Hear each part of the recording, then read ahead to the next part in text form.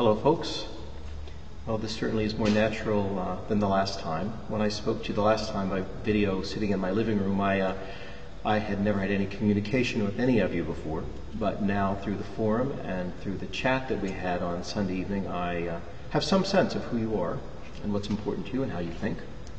And so I feel now at least like I'm talking to people and not to a camera.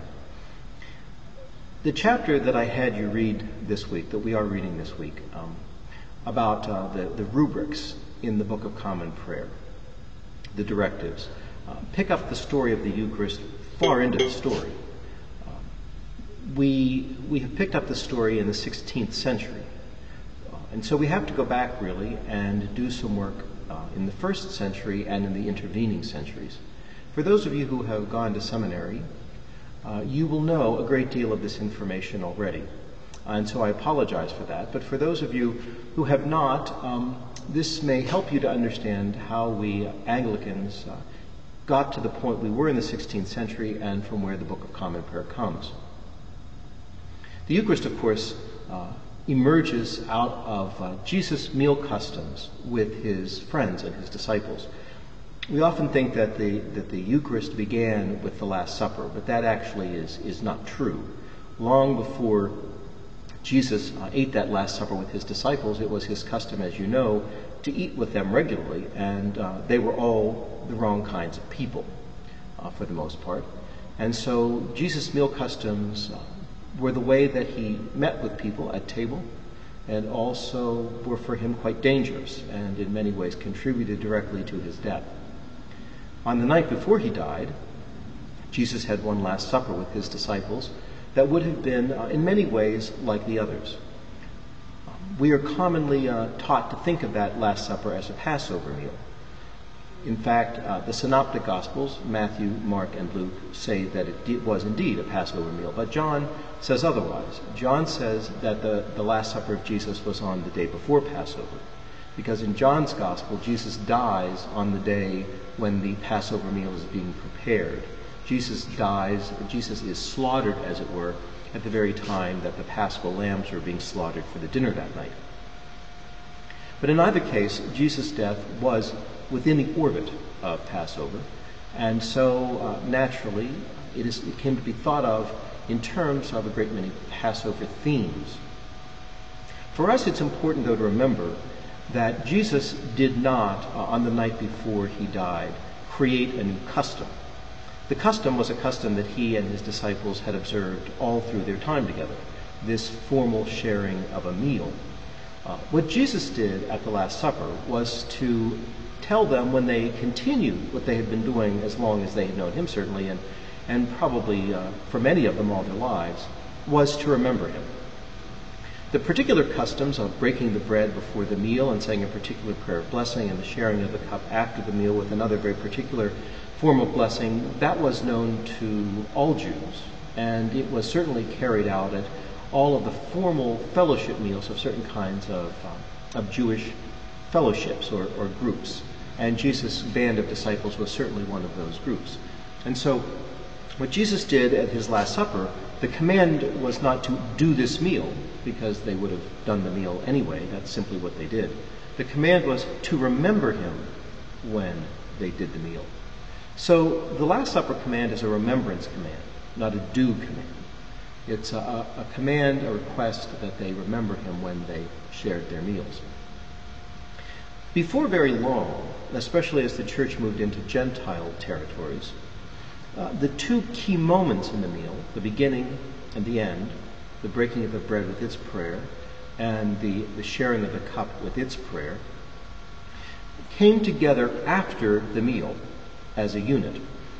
This would make sense in a Gentile culture where the Jewish meal customs would not have been understood. And so since Gentiles did not eat the way Jews did not have the same kinds of customs that Jews had, it became customary to isolate then those two key moments, the breaking of the bread that was at the beginning and then the sharing of the cup that was at the end, and to move them together until after the meal, so that what we would think of as the Eucharist, the bread action and then the cup action, come together after the meal. But all you have to do is listen to the record of the Last Supper in the Eucharistic prayers, and you will see that, of course, is not the way it would have been in the beginning.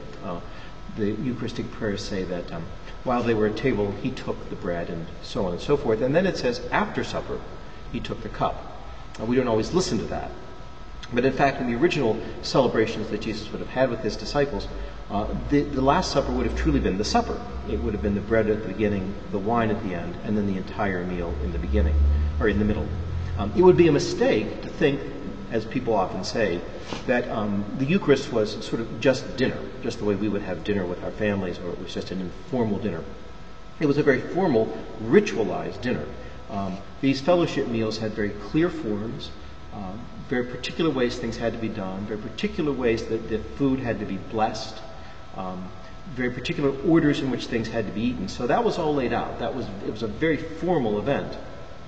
But it was indeed a meal, a very formal meal, but a meal nonetheless. And then, as I said, the beginning part of the meal and the end part of the meal come together at the end. And so in the Gentile world, and perhaps even in the Jewish world, they came to eat the meal together, and then at the end to have the bread and the cup actions. Another reason those may have come together at the end is because it seems, as you know from Paul when he was chastising the Corinthians, that they became quite raucous at the dinner parties and did not take care of one another well. The rich ate, the rich drank and got drunk, and the poor oftentimes were not taken care of, were not given their share of what had been brought for the supper. And so probably even in among Jewish Christians, there was a shift so that what we would think of as sacramental actions, the symbolic actions, moved to the end of the meal. And so that's the way the Eucharist was.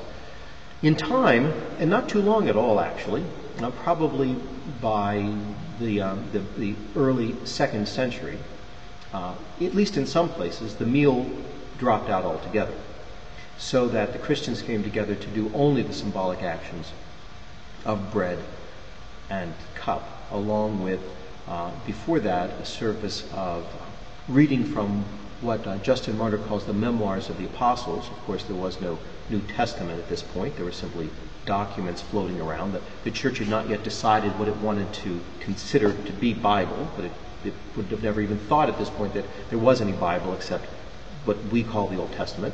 But there were these letters and other documents that floated around, and so whatever they had, they would read. Someone would comment on them. They would pray, as we do, and then they would gather around the table. What Justin Martyr calls the president of the assembly would give thanks over the bread and the wine, which is, of course, what Jesus commanded them to do, to give thanks over bread and wine, as would always have been the Jewish table custom. And then those holy things would have been shared with the understanding, Justin Martyr says, that not as ordinary things do we receive these, but with the understanding that they are the body and blood of Christ. Now, that's a very complex notion, and I don't want you to begin now to think that what Justin Martyr meant by that was that somehow Jesus was physically present in the bread and wine. But what we do see soon is that the consensus of the church was that Jesus was truly present, really, really present, but that it's not that his bones were in the bread or that the wine really was blood in any chemical sense, but that Jesus was truly, truly present.